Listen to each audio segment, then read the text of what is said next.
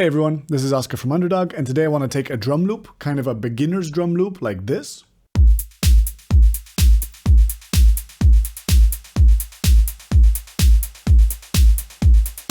Into a more deep and rich version of itself like this.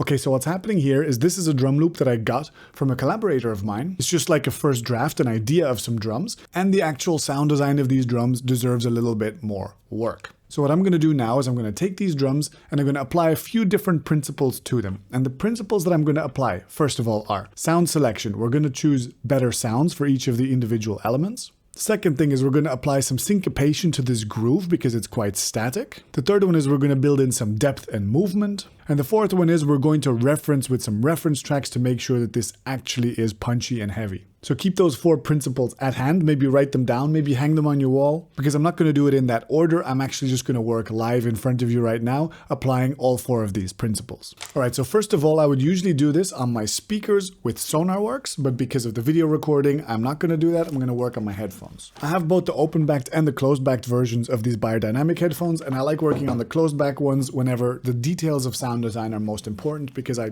trust the bass a bit more in these. The open-backed ones are more comfortable for long-term work. Anyway, so sound design. First of all, this kick drum, right? I guess it kind of does the job, but it feels flabby. And the thing that is making it feel flabby, I think, is when you zoom in onto the waveform, look at the transient of this kick drum. It's got a very sharp, spiky transient, and then this kind of whoomp that comes after a little break. So you have this like click, and then only later on the woofer really gets into movement. And listen to it with that perspective.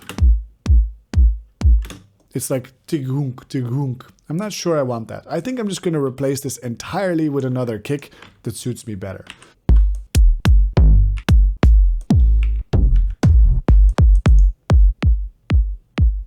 I quite like this one. Checking that the fundamental frequency is not at some kind of crazy amount.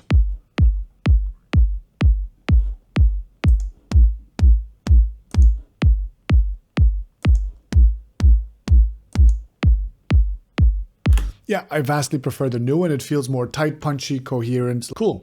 Now the hi-hat. Hear how sharp and thin that hi-hat is? Look at it on a spectrum analyzer. It only lives at 10K. That's not going to give us that kind of sharp impact that we want. We definitely want something that's a bit more full-bodied, even if it's just what I like to call the up hat. It's the upbeat hi-hat, you know? It's a very typical place for the hi-hat to sit in between two kick drums. So again, for this one, I'm just going to start a fresh sound. I'm going to use the same pattern. Let's just program a new hi-hat, grab these notes from the kick drum and move them to the upbeat. And then just find ourselves a hi-hat. I like using the Gold Baby drums. Oh, okay. It's a bit thin. I might have to saturate these a bit.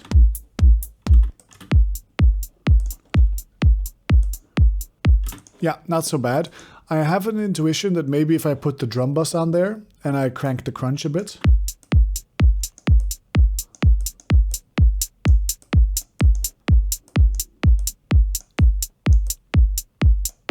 There we go. So I've shortened the decay a little bit and I've saturated it. It has a little bit more punch and character to it compared to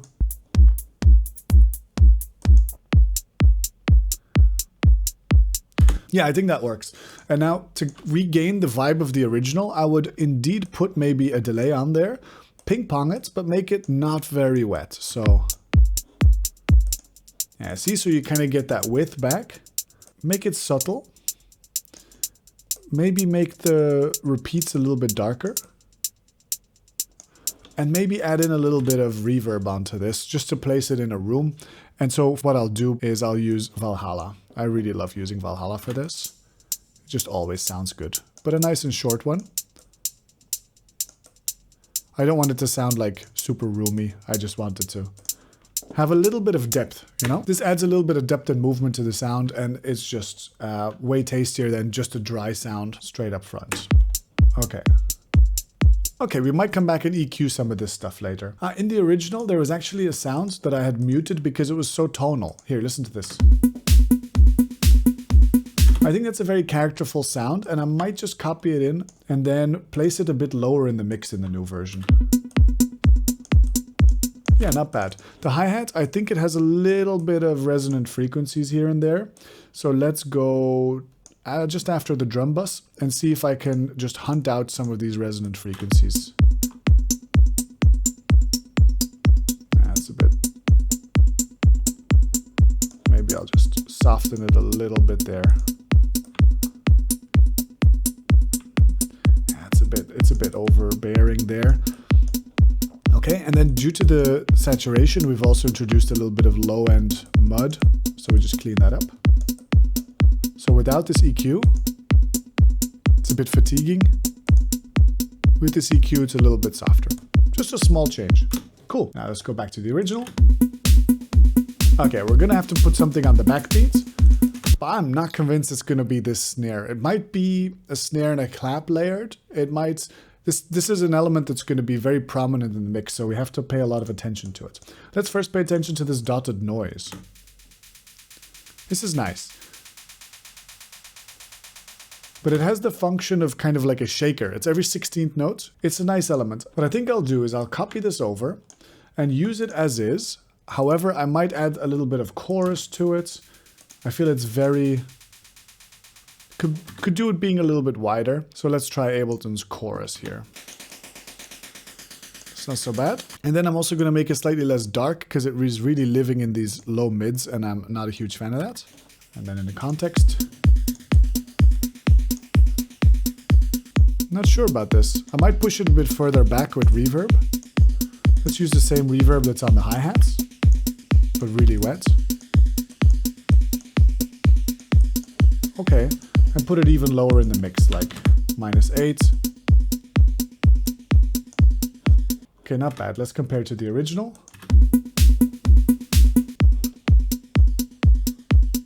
Yeah, you'll notice that in terms of volumes, by the way, I'm going to drastically prioritize the elements that contribute to the straight groove and the elements that contribute to the syncopated groove. And then everything else that kind of is just there for depth, I'm going to deprioritize and make it very quiet in the mix. So that way I want the global groove to be very obvious. I want it to be like if you're listening to the record from a long distance away, you can just hear that it's clearly like boom to boom to boom. Or you know, I want the general groove to be very identifiable. I don't want you to have to like dig around in the sounds to find the global groove, you know? Okay, so we're still gonna need the clap and the snare, and then we're gonna need something more in the mids to give a little bit more syncopation, because right now it's very, very marching band straight, right? But let's do that backbeat thing. Is there one of these layers that we actually like? Not a fan? No, sounds so thin.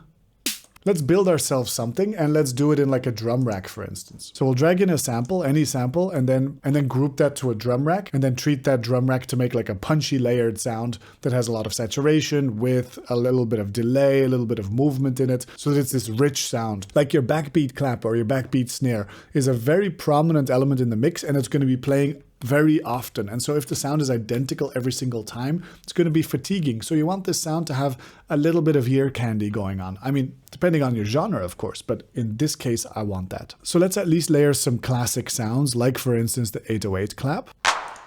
Yeah, this one has some nice fresh highness there. Cool. And so what you do here is you right click and you do group to drum track. And then you go ahead and you start messing around. So you create a 1-bar loop and you place it on every backbeat. You make sure that your release is open, and this is your starting point, right? Okay. Was there anything that this original track was doing in terms of swing? No, just really straight military style on every backbeat. Okay. And so you hear this long tail in this sound.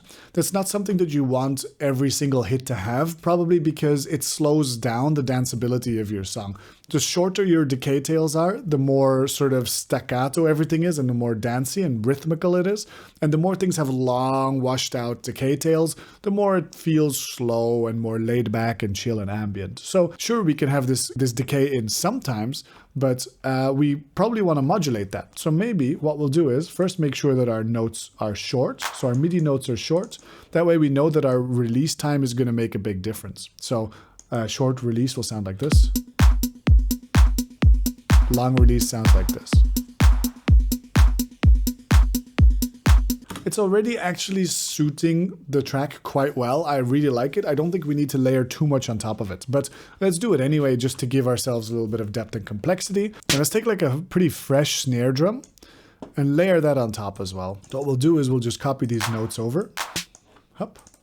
And then this snare drum, what I wanted to do is I wanted to actually add width to this sound. So I'm going to put this snare drum through a Haas effect, which puts it into both ears. If you don't know what a Haas effect is, check out this video right here. And then I'm going to layer it in very quietly, just so that it gives width to this sound. So I'm going to use just a preset of the delay here, and it delays one ear by about 10-15 milliseconds compared to the other, and that's going to give a sound like this. Yeah, see, now suddenly there's this width to the sound. I like that, and I'm going to put a little bit of reverb on that sound just alone. So something really short, pretty wet. Too much. Yeah, cool. Because now if I mute this, this is the clap before, this is the clap after. It's a bit too loud, so let's bring down the volume to minus 18. Yeah, it's still too much.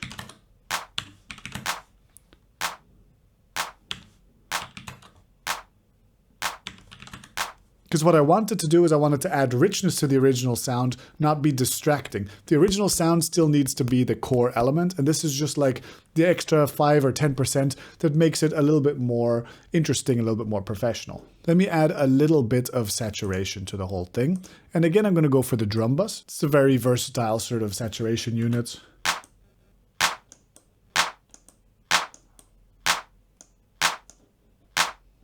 Okay, not bad, not bad. Always be careful when we're adding volume to things, because in the overall balance of the mix, it might get overwhelming. Yeah, it's super loud. Remember that your kick is the prominent element or amongst the most prominent elements. So a rough mix balance by moving things around.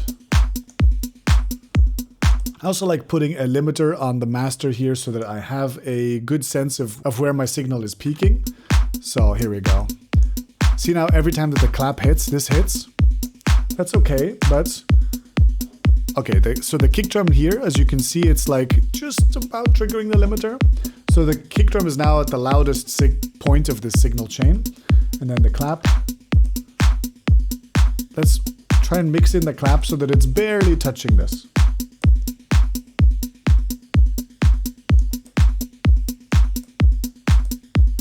Not bad. I like this. I like this quite a lot. Now let's maybe add in a little bit of delay to give this thing a little bit of a sense of dimension, because the clap is just so damn dry. We'll add a little bit of delay and a little bit of reverb, but really only microscopic amounts, right? We're not supposed to say, oh, this clap has delay on it. We're only trying to create some ear candy that we'll miss when it's taken away. So... See how low the percentages are that I'm working with?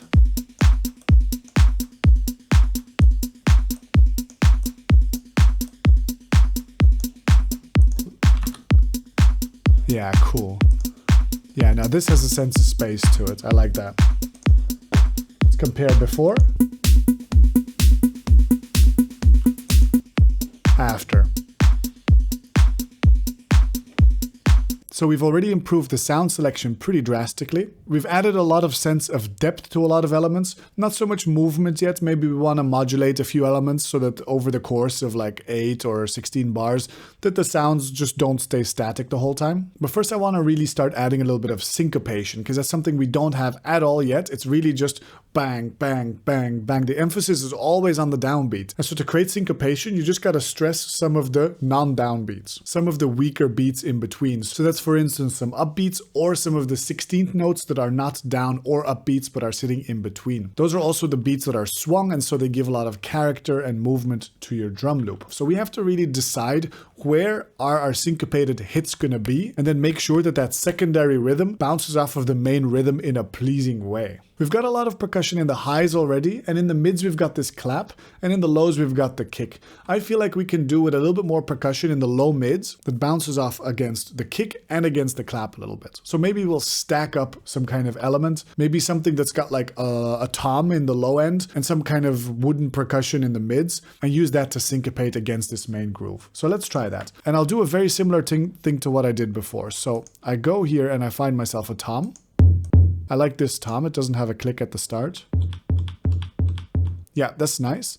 So group to drum track again, and let's maybe already decide which notes we're going to emphasize. So sometimes before you start programming stuff, it's good to think about it in your head to try and sing along where you would play some syncopated hits, because then you just have to find those in your MIDI. So here I go. Padum. Padum. Padum. That's where I would put it. Padum. Padum. Yeah, that's where I would put it. So, padum. There you go. Here. So right now I'm really just paying attention to the timing of this stuff, right? I'm going to layer some sounds in the mids on top of this, and then I'm probably going to saturate them so that together it feels like a punchy sound. You might recall in the video on pseudo-organic drums that I like using some real percussion. So for instance, a frame drum. And then layer that in. So I'll find myself a hit here that works. It's quite a nice sound. Okay, I quite like this. So let's place this on the same beat. It's pretty fine, but it's also a bit dark. I feel like it's missing a little bit of energy on the top. So perhaps we can layer some kind of metallic or shaker sound at the top. Maybe some metallic cajon sound, yeah. Yeah. Yeah, like that.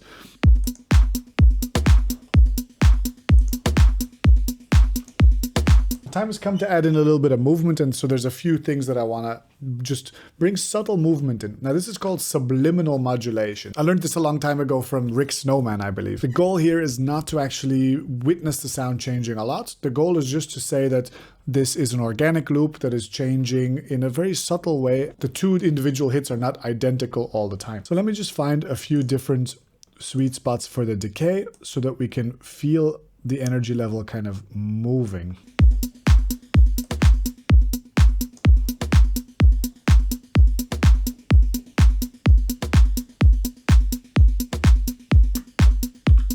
For me, this is perfect. That's all I wanted. This is getting some real depth and movement now. The hi-hats, maybe we want... Yeah, let's change the velocity the tiniest bit.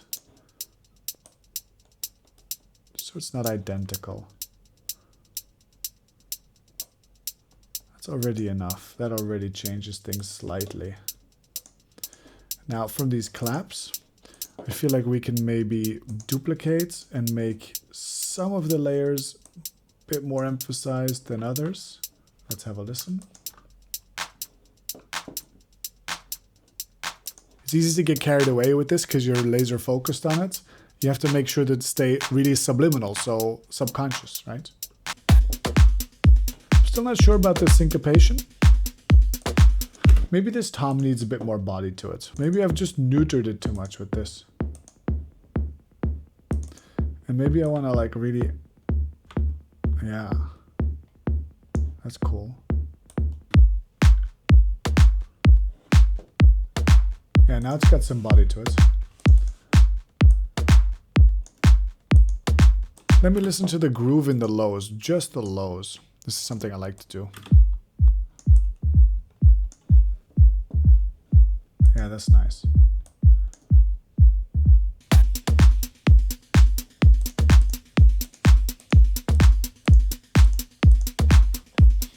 Okay, at this point I need to start second guessing myself because I think I've made something that's pretty heavy and punchy.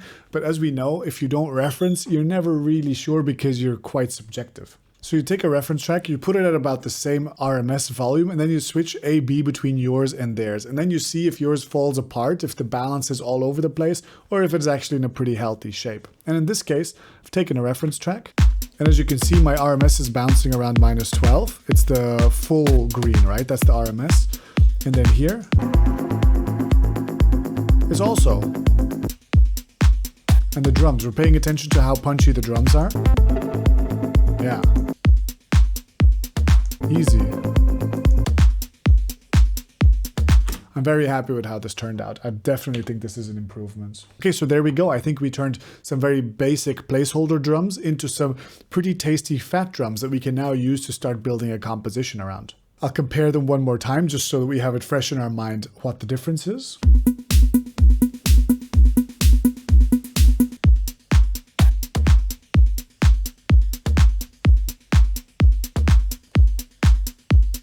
There we go, that's enough for today, and if you need to summarize this into some core lessons, remember, focus on sound selection, make sure your individual sounds are already great, because they say you cannot polish a turd, it is true. Make sure that you build in some syncopation into the groove so that your beat has a little bit of tension inside of it. Give your sounds depth and a little bit of movement, and check with a reference track to make sure that you're not tricking yourself into thinking that you sound good, that you actually do sound good. Bonus points to everyone who's going to compare me to the guy from Despicable Me in the comments. If you want to learn a more complete approach to electronic music production, check out my Foundations of Electronic Music course right here. Like the video and subscribe to help this channel grow. Come say hi on our Discord channel, and until next time, stay producing, be good to one another, and take care. Bye bye.